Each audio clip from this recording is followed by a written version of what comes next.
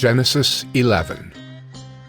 Now the whole earth had one language and the same words, and as people migrated from the east, they found a plain in the land of Shinar and settled there. And they said to one another, "Come, let us make bricks and burn them thoroughly." And they had brick for stone and bitumen for mortar. Then they said, "Come, let us build ourselves a city and a tower with its top in the heavens, and let us make a name for ourselves, lest we be dispersed over the face of the whole earth."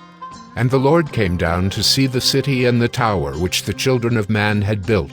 And the Lord said, Behold, they are one people, and they have all one language. And this is only the beginning of what they will do. And nothing that they propose to do will now be impossible for them. Come, let us go down and there confuse their language, so that they may not understand one another's speech.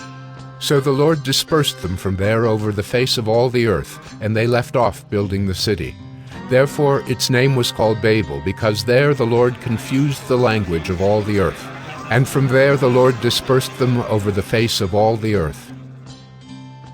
These are the generations of Shem. When Shem was 100 years old, he fathered Arpachshad 2 years after the flood. And Shem lived after he fathered Arpachshad 500 years, and had other sons and daughters.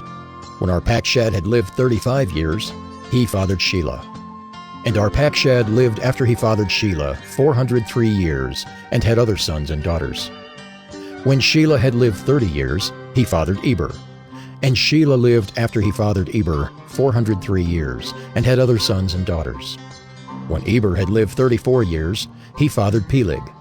And Eber lived after he fathered Peleg 430 years, and had other sons and daughters.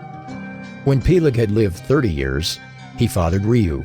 And Peleg lived after he fathered Reu 209 years, and had other sons and daughters. When Reu had lived 32 years, he fathered Serug. And Reu lived after he fathered Serug 207 years, and had other sons and daughters. When Serug had lived 30 years, he fathered Nahor. And Serug lived after he fathered Nahor 200 years, and had other sons and daughters. When Nahor had lived 29 years, he fathered Terah. And Nahor lived after he fathered Terah 119 years, and had other sons and daughters. When Terah had lived 70 years, he fathered Abram, Nahor, and Haran. Now these are the generations of Terah. Terah fathered Abram, Nahor, and Haran. And Haran fathered Lot. Haran died in the presence of his father Terah in the land of his kindred, in Ur of the Chaldeans. And Abram and Nahor took wives. The name of Abram's wife was Sarai, and the name of Nahor's wife Milcah, the daughter of Haran, the father of Milcah and Iscah.